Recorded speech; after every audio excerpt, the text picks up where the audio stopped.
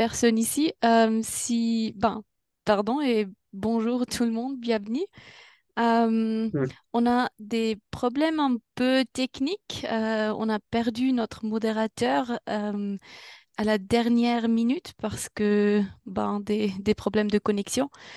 Donc je vais faire mon mieux euh, pour, pour guider sur sur ce webinaire. Euh, Voilà. Donc, je vous, euh, s'il vous plaît, je vous demande que tout le monde change ses noms, s'il vous plaît. Euh, et puis là, sur le slide, vous voyez comment faire ça. Donc, s'il vous plaît, mettez l'abréviation de Sufosec avant le nom et puis après votre nom et puis aussi le pays où vous êtes maintenant. On attend encore un petit peu. Euh, il y a toujours quelques-uns euh, qui viennent. Donc après, euh, après, maintenant j'ai voilà. Et après, soyez prêts, s'il vous plaît, de allumer votre vidéo. Euh, Comme ça, c'est mieux. On voit les visages qui sont ici avec nous. Mm. Euh, la renommation, vous avez déjà faite, s'il vous plaît. Merci. Et puis, euh, on veut que tout le monde est mis en sourdine. Comme ça, on voit bien les personnes qui présentent. Si vous avez des questions, s'il vous plaît, posez-le dans le chat. Euh, On a ensuite une discussion de groupe euh, et cette discussion de groupe sera pas enregistrée, mais tout le reste, si on est ici ensemble, tout le monde en plénum, on fait on enregistre euh, et puis on va partager toutes les présentations après et euh, on espère qu'on est toujours ici avec une ouverture d'esprit et curiosité. Encore une fois, pour ceux qui sont ici seulement maintenant, on a un peu des problèmes avec la modération et j'ai dû remplacer le modérateur, mais je vois qu'il est de retour. Donc, Salomon, est-ce que tu nous écoutes?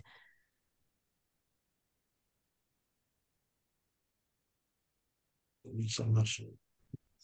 Donc, super Salomon. Donc, si tu Oui, veux, tu peux. je viens de revenir parce que j'ai eu de sérieux problèmes On a toujours un peu des problèmes Ouais. d'entendre. Il y a un peu, peut-être tu peux, euh, en ce- sans le vidéo, peut-être ça va un peu mieux. Et puis après, tu peux prendre la modération autrefois.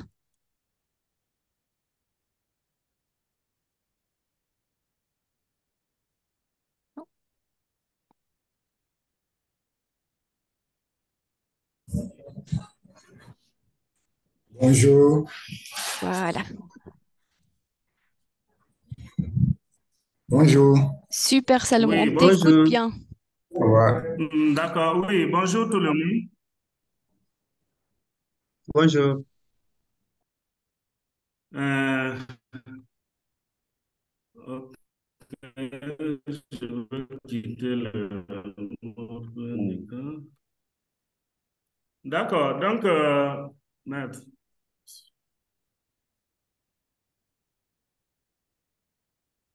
Vous m'entendez? Oui, Oui, monsieur Salamon. Vous oui, m'entendez? Salomon. Oui, on vous entend bien. Hmm, Oui, Salomon, on t'entend bien. d'accord. On a déjà Connexion, elle commencé, balance mais beaucoup, donc n'hésitez pas à m'interpeller. super, tu peux. euh, Tu peux. Mm, Ah, d'accord. Est-ce que je laisse quelqu'un d'autre continuer? Ok, Est-ce donc que je laisse ok, quelqu'un d'autre super. continuer? je prends autrefois. Je vais essayer. Je suis pas super bien préparée, mais on va continuer. Donc,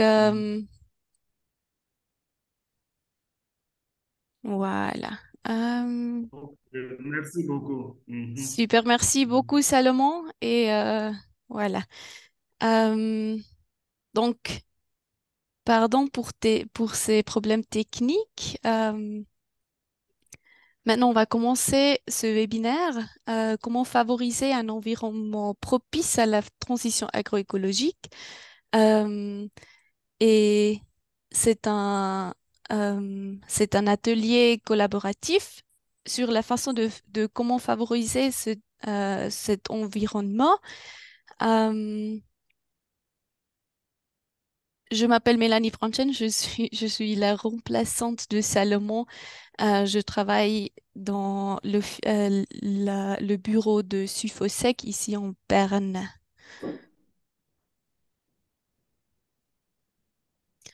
On va faire cet atelier s'inscrit dans le cadre des journées d'agroécologie qui se déroulent au long du mois d'octobre ici en Suisse. Euh, Consultez le, le, le site d'internet qui va poster maintenant Renan dans le chat pour en savoir plus. Ce qu'on va faire aujourd'hui, c'est euh,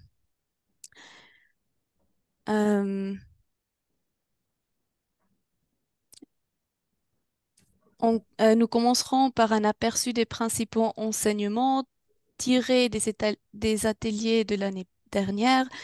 Nous nous pencherons ensuite sur le niveau des systèmes alimentaires de la transition agroécologique et nous nous concentrons en particulier sur les mécanismes prometteurs permettant de favoriser le changement à ces niveaux.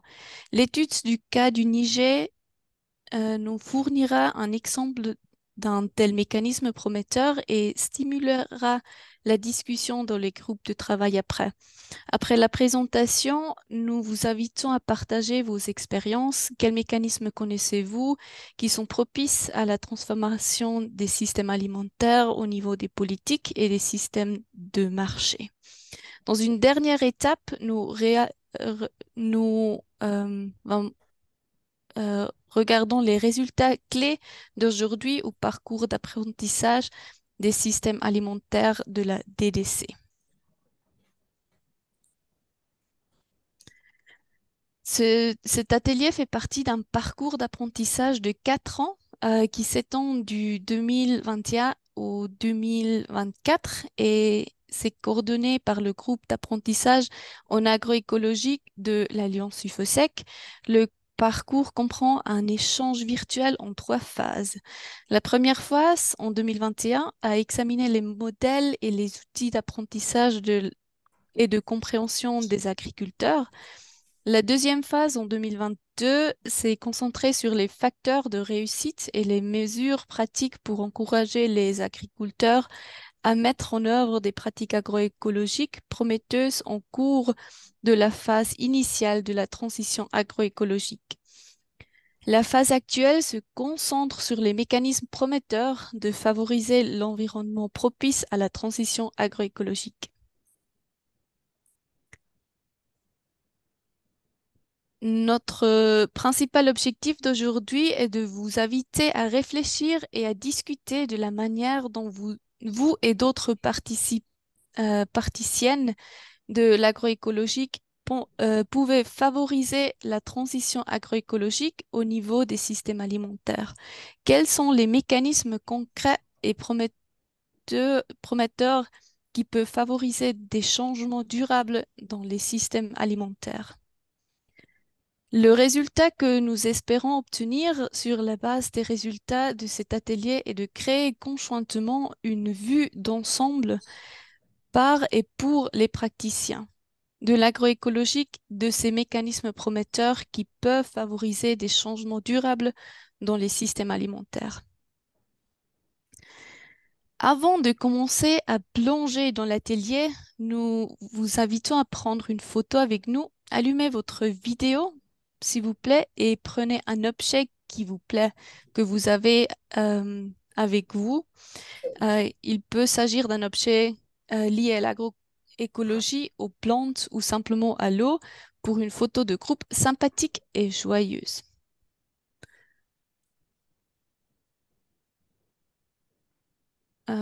Oui, maintenant il faut...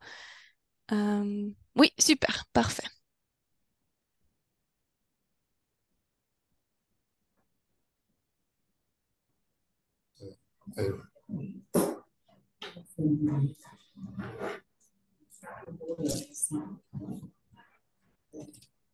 Il y en a toujours quelques-uns qui n'ont pas encore la caméra allumée. Oui, allô? Bonjour. Super. Bonjour. Excusez-moi, ça vient de commencer ou bien ça se termine? On est en train de commencer. Ok, d'accord, super. Je viens de me Là, on connecter. est dans la photo de famille. Oui. Ah, pour commencer. Super. Bonjour. Soyez les Bonjour. bienvenus. Donc, une, trois. Voilà. Oui, on a Elle est quelqu'un. faite? Super. Merci, Reina, pour la photo. Donc, on peut partager Je le fais autrefois alors. l'écran. Euh, voilà. Hmm? Est-ce que je peux vous... Oui, super. Merci. Voilà, vous voyez la photo. Donc, tout d'abord, nous aimerons vous donner un bref aperçu des principaux enseignements tirés de la phase 2 du parcours d'apprentissage agroécologique de l'Alliance Sulfosec. Jusqu'à présent, 2 produits ont été réalisés dans le cadre de notre parcours d'apprentissage. Le premier est l'inventaire des modèles et outils d'apprentissage sélectionnés pour l'agroécologique. Il présente des modèles d'apprentissage, des approches et des outils sélectionnés qui sont appliqués dans les programmes des partenaires de Sulfosec. Le résultat de la deuxième phase s'est concentré sur les facteurs critiques de succès des premières étapes de la transition agroécologique. Dans ce deuxième document, nous examinons les facteurs qui influent le choix des pratiques agricoles par les agriculteurs. Ces facteurs vont du niveau individuel aux conditions externes qui influencent les décisions des agriculteurs. Sur la base de cette vue d'ensemble des facteurs, nous décrivons un processus en 9 étapes pour identifier les facteurs critiques qui doivent être abordés pour permettre le changement. Dans la dernière étape, nous donnons un aperçu des mesures pratiques qui peuvent aider les agriculteurs à faire l'expérience des premiers succès des activités agroécologiques nouvellement mises en œuvre. Ici, vous voyez les points d'action clés qui ont été identifiés pour augmenter les chances d'adoption à long terme des pratiques agroécologiques pour les petits exploitants agricoles au cours des premières étapes de la transition. Si vous êtes intéressé, vous pouvez télécharger le document et vous pouvez lire tout ça. Et puis maintenant, on va gagner un petit peu du temps et puis on va directement suivre aux prochaines slides. Voilà, super, merci. Aujourd'hui, nous souhaitons nous concentrer sur les niveaux 4 et 5 du modèle du changement du système alimentaire de Gleesman, après que les deux derniers ateliers en ligne se sont davantage concentrés sur les interventions au niveau 1, 2 et 3. Voilà. Euh, Avant d'aborder les mécanismes qui peuvent favoriser un changement durable dans les systèmes alimentaires, nous aimerons savoir quelles sont les activités qui, selon vous, influencent le plus l'environnement favorable. Donc, s'il vous plaît, allez sur ce website ou lisez le code QR et puis vous allez sur ce Menti et puis on va voir les réponses.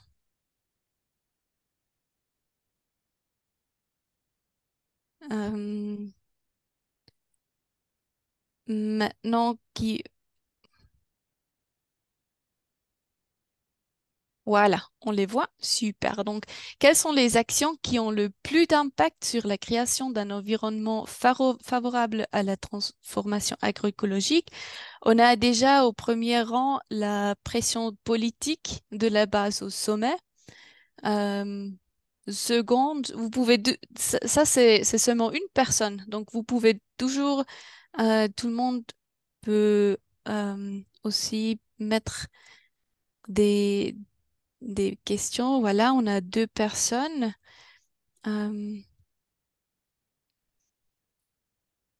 Allez au website menti.com et puis voyez le code. Voilà, gentiment, on y voit. Super. Donc là, on a la pression politique de la base au sommet. On a aussi les préférences des consommateurs. On a des avantages de l'agroécologie démontrés par la recherche. On a des alliances avec le secteur privé, le dialogue diplomatique. On a d'autres.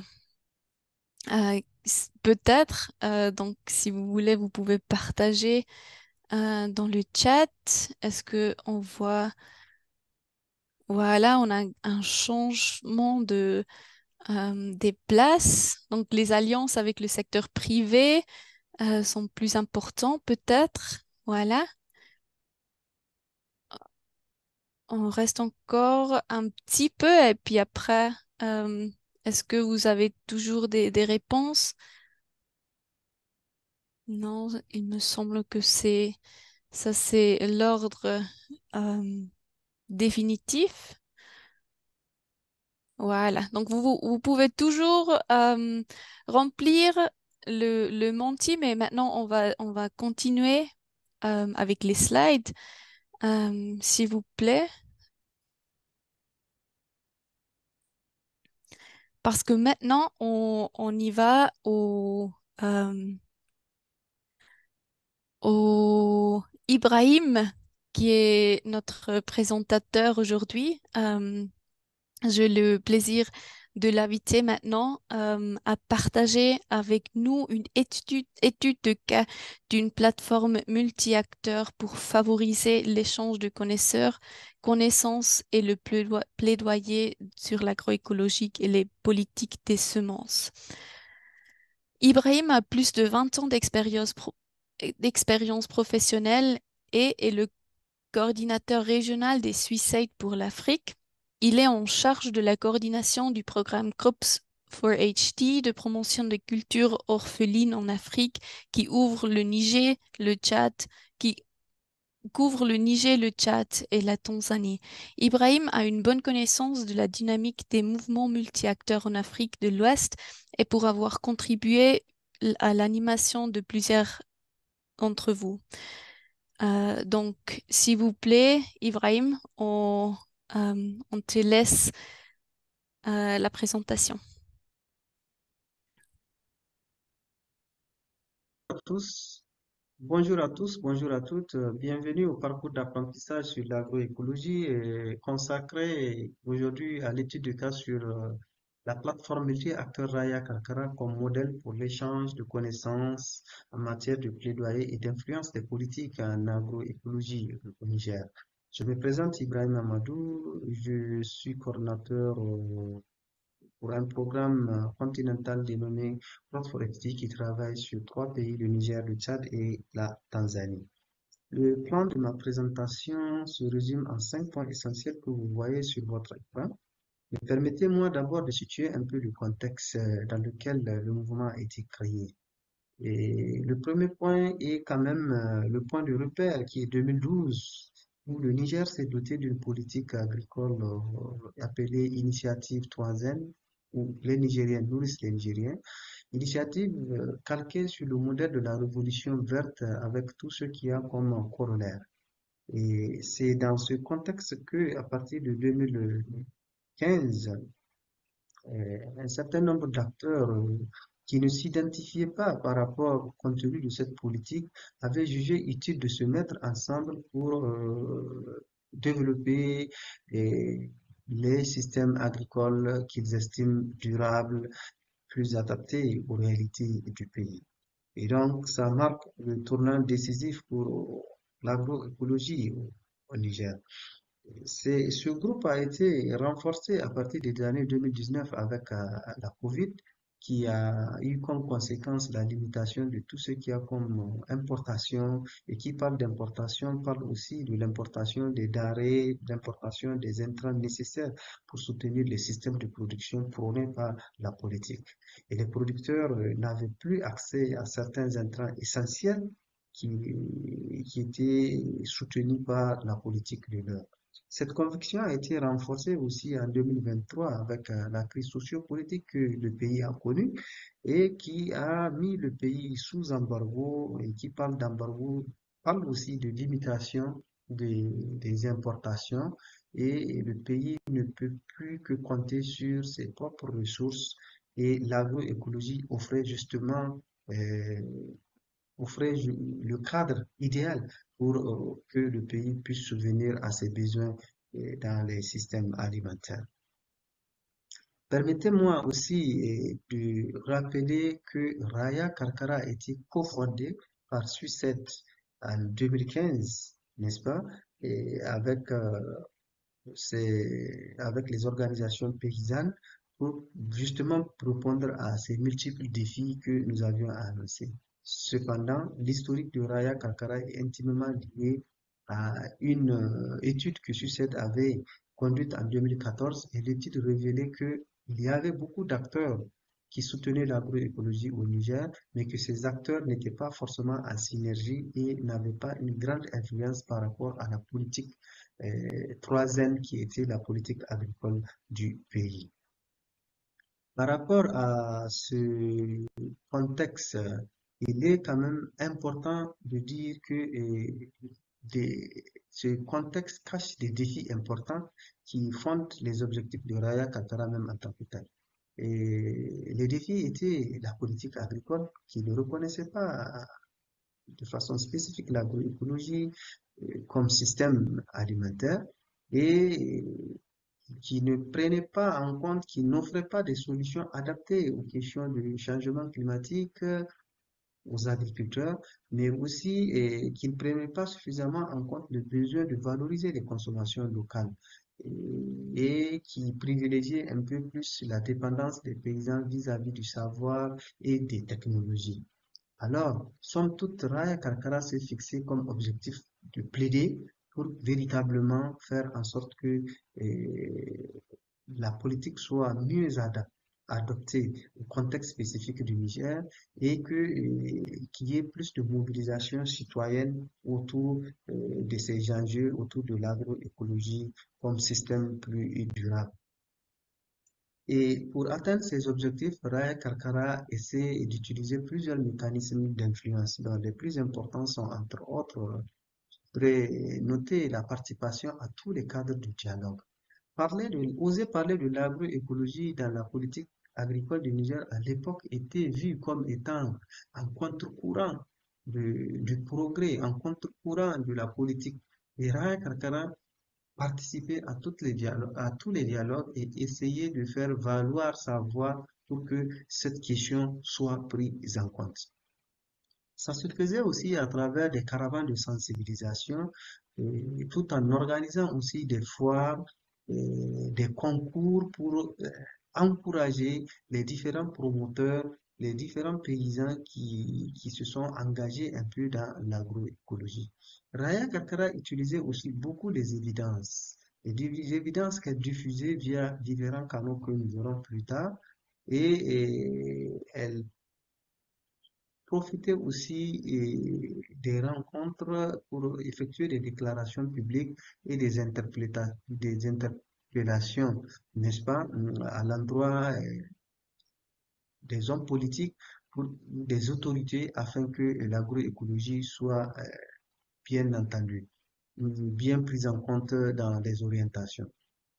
Et Raya Karkara utilise aussi des campagnes de promotion de consommation locale à travers des séances de dégustation. Quand elle peut, elle organise des petites dégustations, elle organise des foires, elle organise des stands pour montrer un peu les éloges de l'agroécologie et tout ce qu'il y a comme production écologique et montrer aux paysans et aux Nigériens qu'il est possible de produire en agroécologie et de mieux produire d'ailleurs dans les contextes spécifiques du Niger. La Karkara utilise aussi le digital à travers des campagnes digitales euh, pour informer, sensibiliser les citoyens sur les questions de l'agroécologie et les semences paysannes.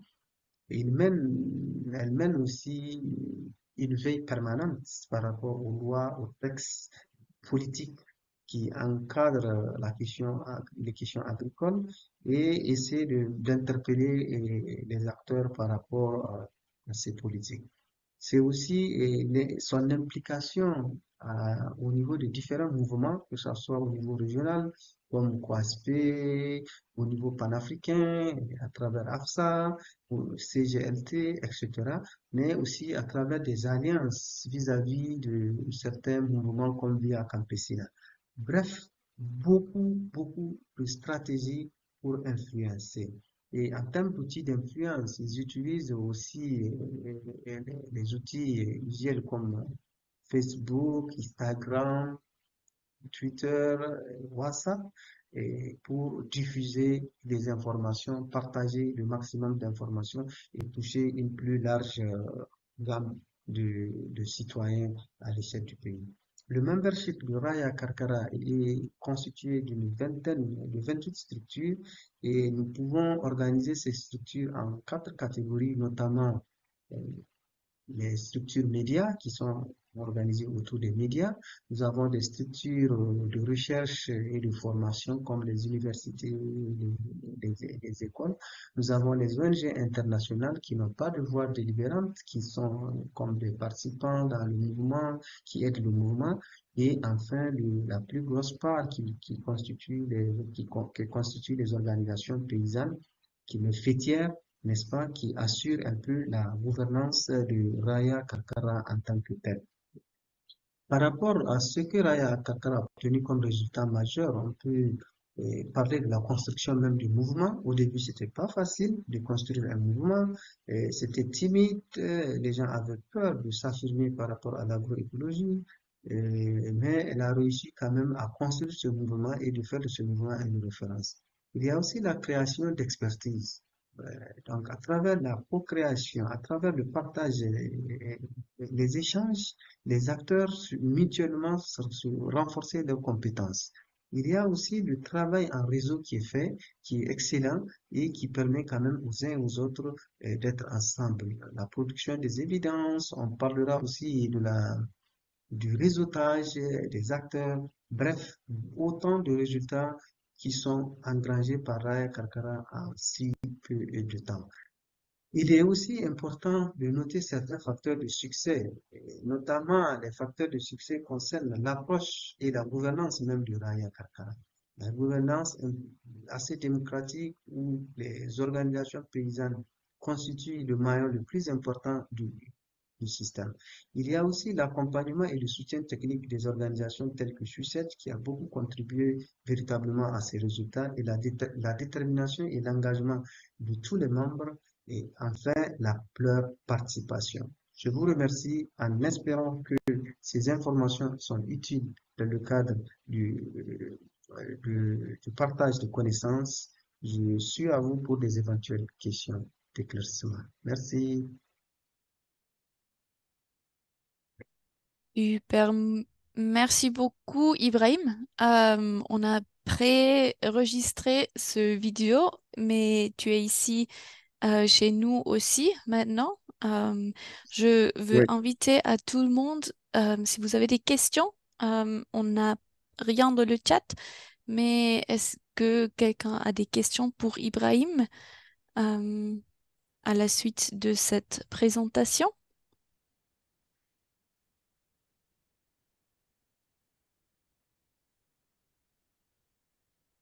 Est-ce que c'était tout clair? Est-ce qu'il y a des idées, des questions? Voilà.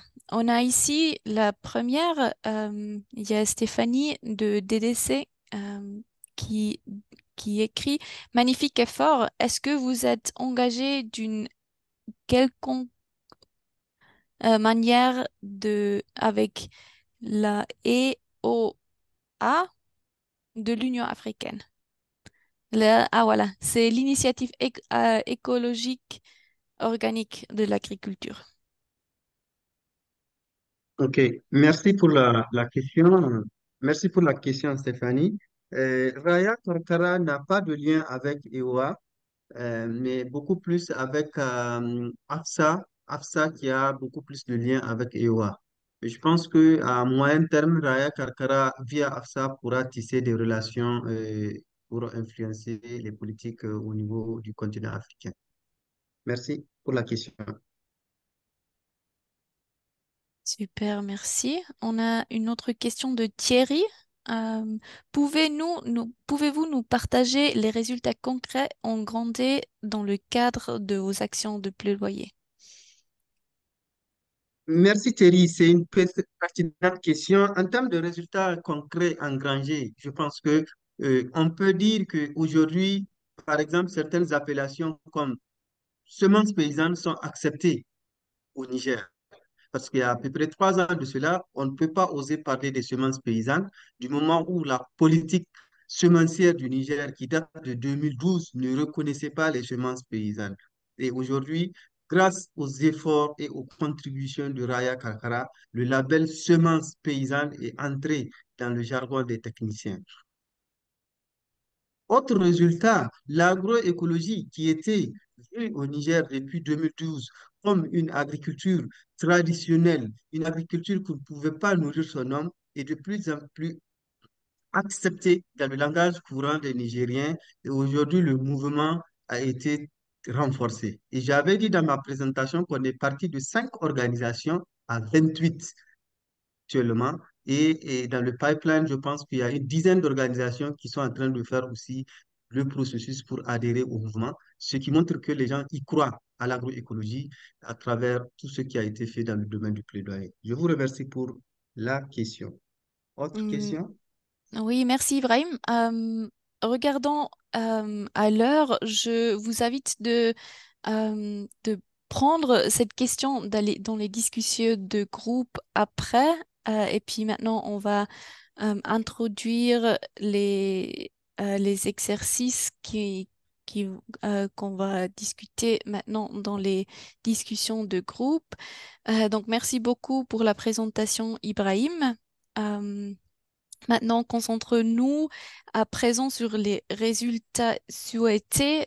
Nous vous invitons à créer ensemble un aperçu des mécanismes prometteurs pour les autres praticiens. L'aperçu final sera distribué dans les principaux réseaux professionnels et mis à la disposition du grand public après l'atelier. Dans le travail de groupe qui suit, nous vous invitons à discuter d'exemples concrets de mécanismes. Nous aimerons que vous complétiez avec vos propres apprentissages et que vous identifiez les facteurs de réussite d'un marché ou de politique équitable qui promeuvent les systèmes alimentaires agroécologiques. 2 des 4 groupes de travail suivants se concentreront sur le marché local équitable, tandis que les 2 autres groupes se concentreront sur les politiques équitables. Vos discussions de groupe constitueront de la base de l'élaboration de la vue ensemble des mécanismes prometteurs pour les autres praticiens de l'agroécologique. Il est donc très important de consigner les résultats de discussion sur les diapositives. Avant de les envoyer au groupe, regardons les instructions de travail en groupe sur la diapositive suivante. Donc, voilà comment cela fonctionne. Vous serez distribués aléatoirement dans les 4 salles de réunion.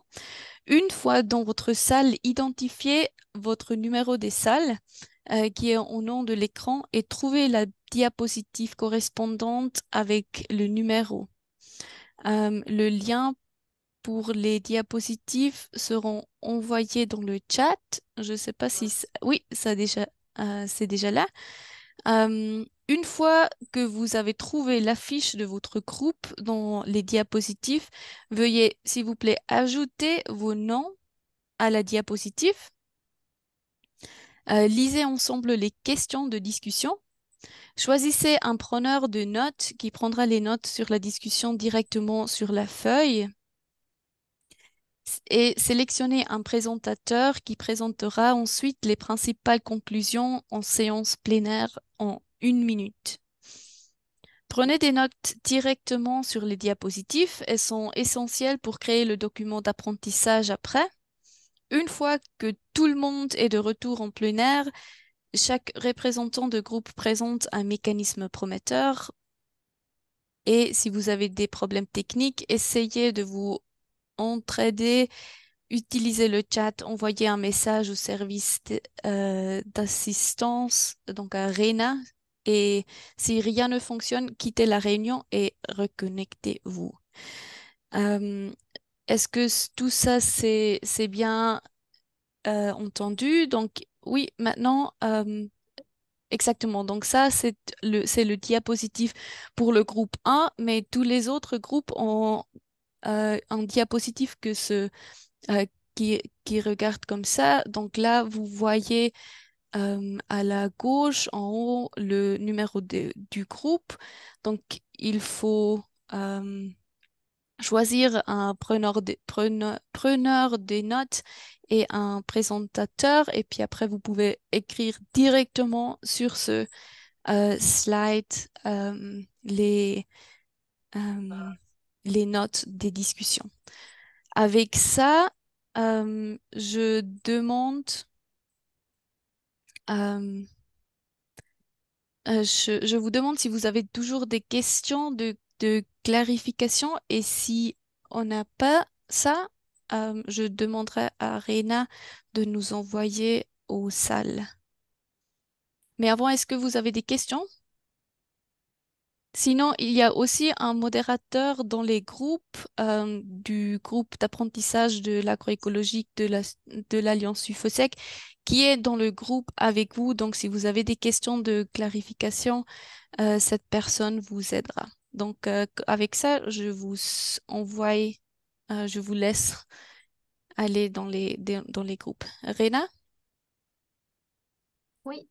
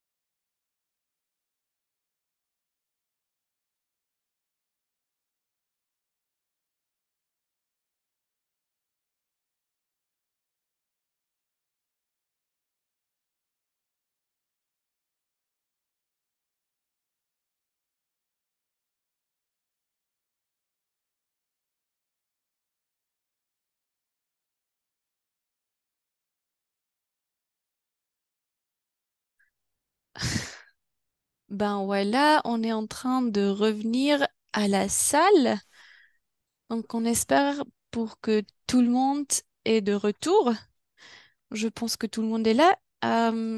J'espère que vous avez aussi eu des discussions intéressantes comme dans mon groupe. On va faire les présentations de groupe très rapidement. Donc euh, je, je donne la parole au groupe numéro un. Euh, S'il vous plaît, que vous me présentez un mécanisme le plus important, peut-être en dans une minute. Donc, groupe un, s'il vous plaît, il y a quelqu'un qui va faire le volontaire.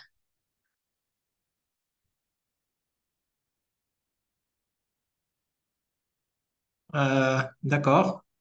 Je vais essayer de présenter en une minute un mécanisme donc, de marché équitable qui lie directement les producteurs, les paysans, avec des consommateurs et parfois des intermédiaires, plutôt avec des intermédiaires. La différence avec le marché habituel, c'est que tout est transparent. Donc, les prix du marché sont connus à l'avance par les producteurs. Et quand ils vont donc amener les marchandises aux intermédiaires ou sur le marché, ils savent déjà quel est le prix auquel il va être vendu aux consommateurs. Donc, il y a une entente quand même, et on ne change pas ces prix. Il y a une entente entre le producteur et le consommateur et lorsqu'il y a l'intermédiaire. C'est un système qui est connu sous le nom de panier Tansu à Madagascar. Euh, donc, ce sont des produits agroécologiques qui sont vendus et c'est pas n'importe qui les achète, évidemment, puisque on met l'accent sur une consommation et une production responsable. Voilà, merci. Merci beaucoup. J'ai pas vu votre nom, donc je peux pas vous remercier directement. Donc merci beaucoup. On passe à la groupe 2, aussi toujours au thème des marchés locaux équitables. Euh, voilà, je vous donne la parole. Merci, merci Mélanie. Dans le groupe 2, on a surtout parlé d'un mécanisme qui a très bien marché au Burkina Faso. Il y a les marchés de vente des produits bio, mais certifiés par la norme SPG. Donc, c'est un marché qui a lieu une ou deux fois par semaine. Et comme facteur de réussite, on peut voir que les produits sont certifiés bio, mais avec moindre coût par rapport aux certifications externes. L'un des grands facteurs de réussite de cette approche au Burkina Faso aussi, c'est que la politique agricole est en faveur de l'agroécologie. Il y a aussi la solidarité entre les paysans qui sont dans ce système de certification SPG. Voilà. Merci beaucoup. On passe directement au groupe 3. Maintenant, avec les politiques équitables favorables, s'il vous plaît. Merci. Donc, nous, on avait décidé de partager le mécanisme des partenariats multi-acteurs qui était revenu comme exemple du Sénégal, Cameroun et même au Tchad. Le mécanisme, c'est un regroupement, donc le partenariat multi-acteurs d'acteurs de l'agroécologie, que ce soit recherche, ONG, services techniques, État, etc., pour être une force de proposition aux décideurs par la production d'évidences, voilà, par des recommandations concrètes afin d'avoir des politiques qui sont favorables à l'agroécologie, donc que ce soit le partenariat multi-acteurs qui favorise la synergie d'action. Quelques exemples qu'on a donnés. Euh, C'était peut-être, bon, moi j'ai cité des exemples concrets, mais là il y a tout le facteur du coup de réussite sur la documentation. de pouvoir voilà, produire des initiatives, de montrer des preuves palpables de du concret de l'agroécologie. Et en termes d'exemple, j'ai donné pour la DITAES. Donc, on a eu au Sénégal la subvention des intrants organiques. On a eu un point focal qui est nommé au ministère en agroécologie, donc qui était assez innovant. Donc, rapidement, peut-être, c'est ce que j'allais dire. Merci beaucoup. Et puis le dernier groupe, le groupe 4, toujours aux politiques équitables favorables, s'il vous plaît. OK. Et au niveau du groupe 4, nous avions identifié jusqu'à 7 mécanismes. Et je choisis un des mécanismes qui est les foires de production agroécologique.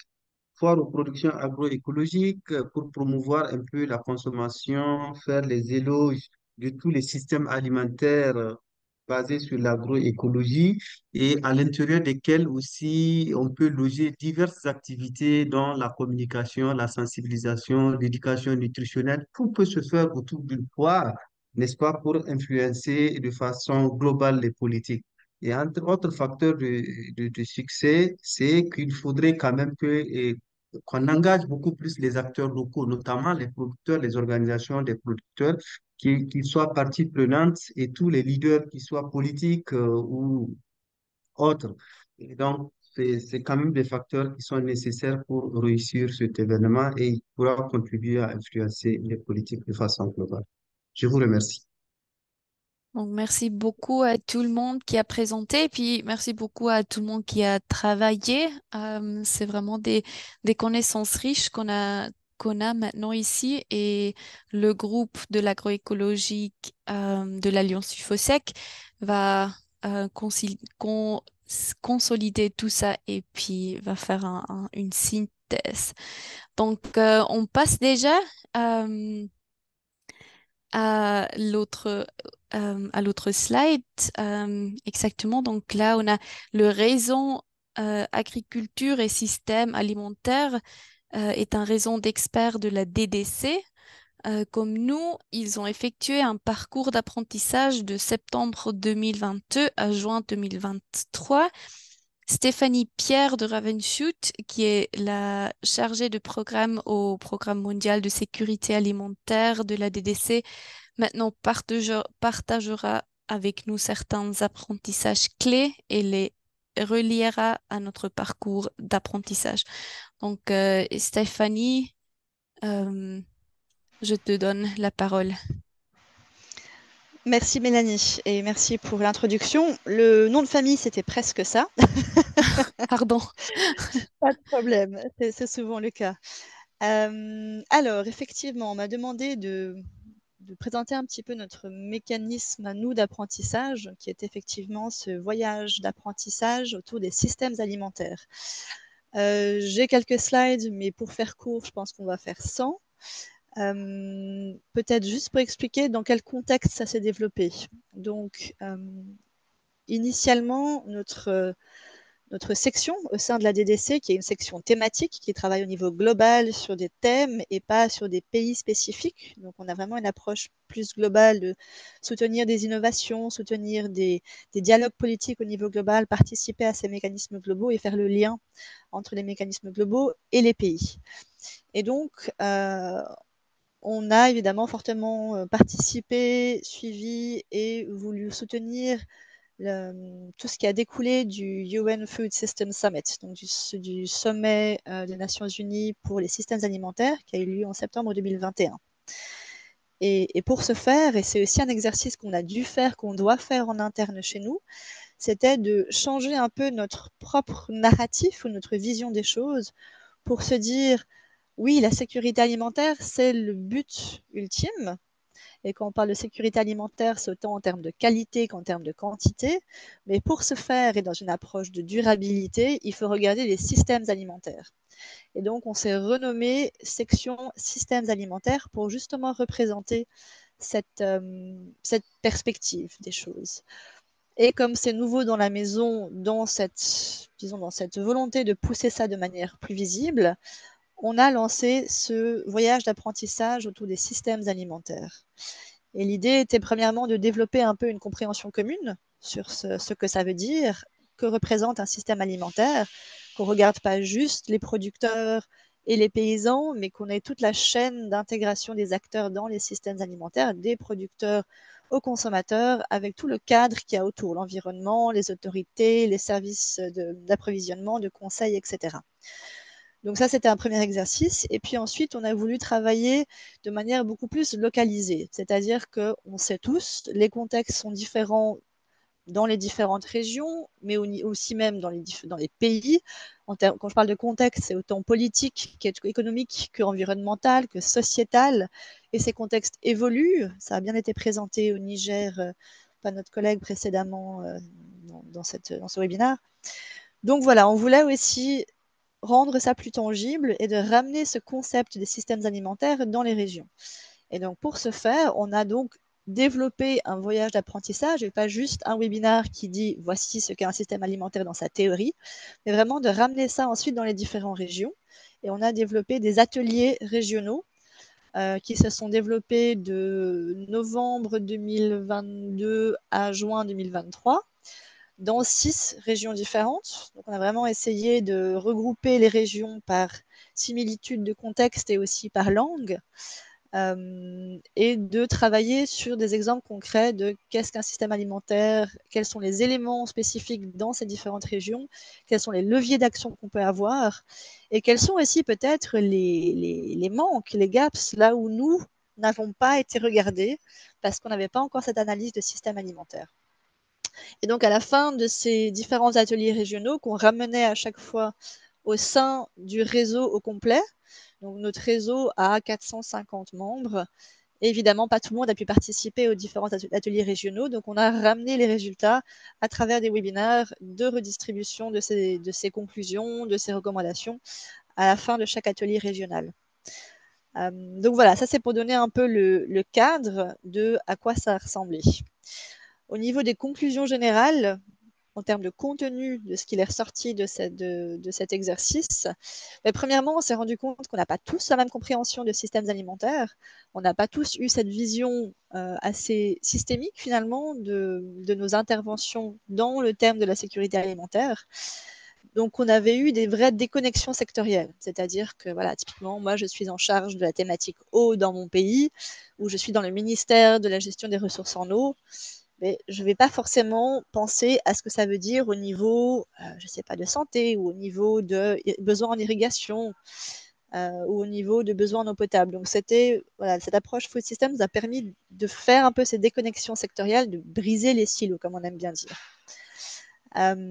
Dans une même approche, l'approche marché, donc pour des chaînes de valeur considérées et reconnaissant la valeur de l'agroécologie dans ces chaînes de valeur, est assez difficile.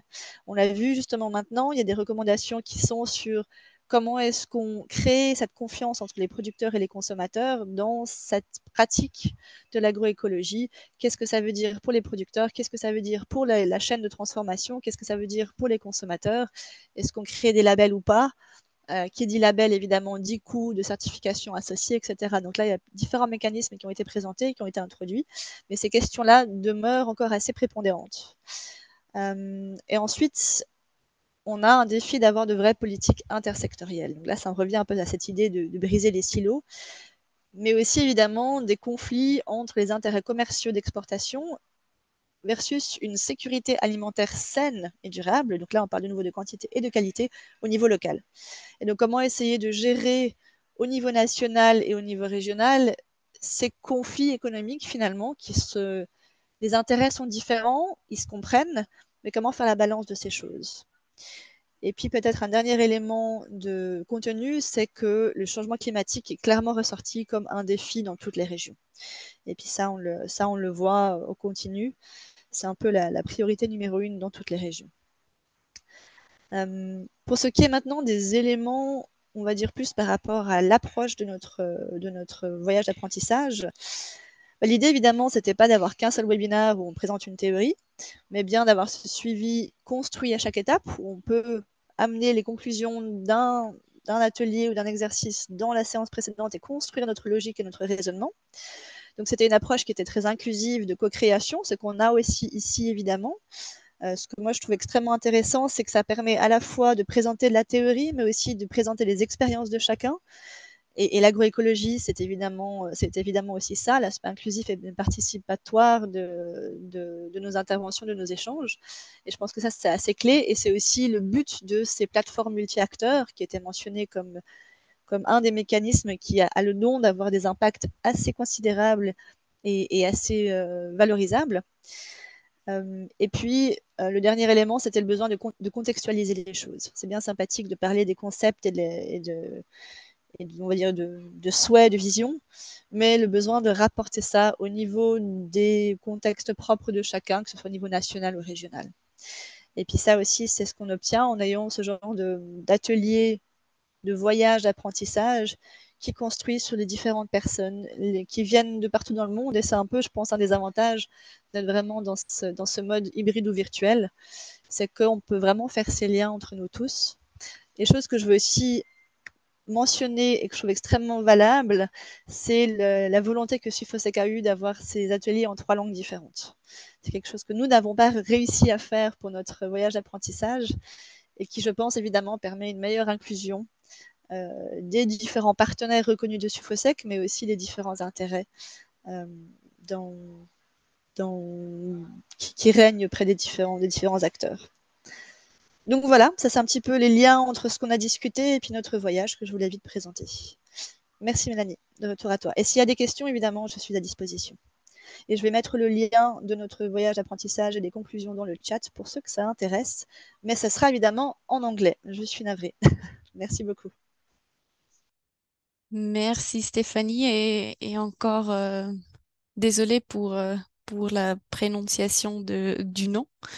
Voilà, on est proche de la fin de ces webinaires, mais avant qu'on termine, on aimerait écouter de vous ce que sont les principales conclusions de cet atelier d'aujourd'hui. Donc, je vous invite à utiliser le chat et puis réfléchir et après partager avec nous et tout le monde ses principales conclusions. Je dirais que tout le monde peut écrire la, euh, les principales conclusions dans le chat et envoyer à tout le monde.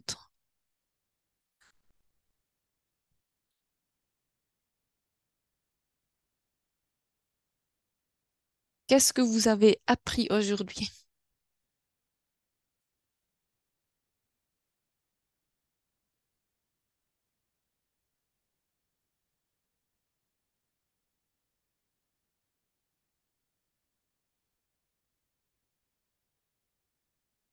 Vous pouvez écrire les apprentissages d'aujourd'hui dans le chat. Qu'est-ce que vous avez appris aujourd'hui?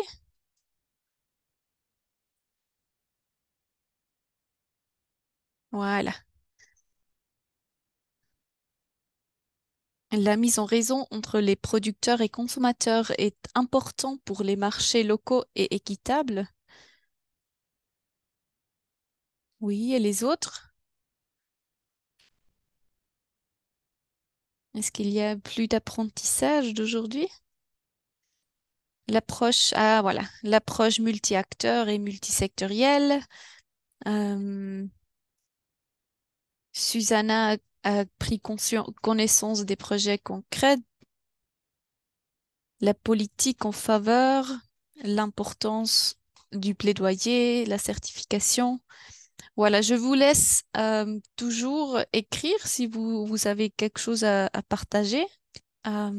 Mais je veux aussi vous donner l'agenda de comment on va continuer avec le groupe d'apprentissage de Sufosec. Euh, Peut-être Yo, oui, super. On a déjà ici la dernière slide. Donc, les prochaines étapes sont les suivantes. Donc, avec cet atelier d'aujourd'hui, on vient de terminer les ateliers en 3 langues. Donc, on a déjà eu cet atelier en espagnol et en en anglais. Euh, donc après aujourd'hui, on va euh, mettre ensemble les mécanismes prometteurs avec le groupe agroécologique de Soufosec. Après, on aura un processus de consultation. Nous vous invitions à faire part de vos expériences et à compléter et à commenter le contenu. Après, on aura la rédaction finale par le groupe de Sufosec autrefois et on va partager tous les résultats et le rapport final avec les partenaires et tout le réseau.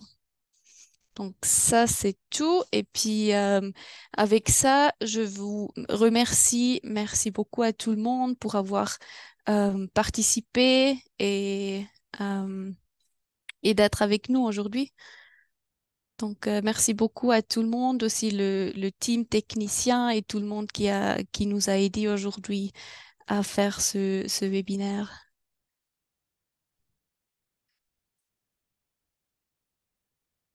Au revoir.